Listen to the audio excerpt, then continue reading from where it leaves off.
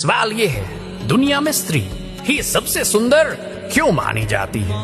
आखिर ऐसा क्या है स्त्री में कि उसे पूरी सृष्टि का सबसे प्यारा, सबसे कोमल और सबसे मनमोहक रूप कहा गया?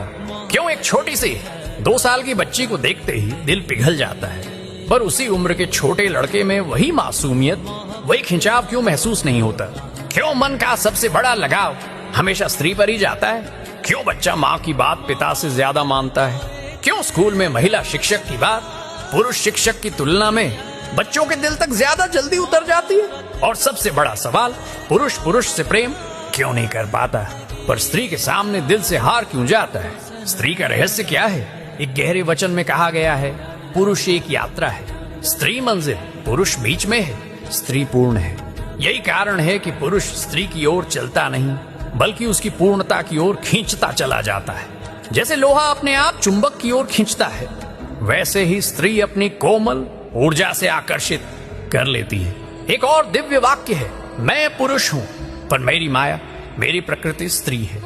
जहाँ कोमलता है वहीं मैं हूँ। स्त्री में केवल सुंदरता नहीं, उसमें करुणा है, दया है, शांति है, ममता है और सृजन की शक्ति है। इसी कारण बच्चा माँ की गोद में सबसे ज्यादा सुरक्षित महसूस करता है।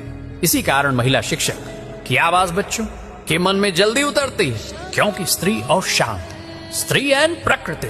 एक और सत्य कहा गया, दुनिया स्त्री है को सुंदर इसलिए कहती है क्योंकि वह सुंदरता का स्वरूप है। लोग केवल चेहरा नहीं देखते, वे देखते हैं मासूमियत, नरमी, कोमल ऊर्जा, प्रेम की हल्की सी तरंग और जीवन को जन्म देने वाली शक्ति। इसी वजह से 2 साल की एक छोटी बच्ची फूल जैसी लगती है, क्योंकि वह प्रकृति का सबसे कोमल रूप होती है। एक और गहरा वचन है, स्त्री रहस्य नहीं, प्रकृति का गीत है। पुरुष में अग्नि तत्व होता है, प्रतिस्पर्धा, अहंकार, टकराव। यही कारण है पुरुष पुरुष से प्रेम नहीं कर पाता, पर स्त्री जल तत्व है, शांति, करुणा, कोमलता।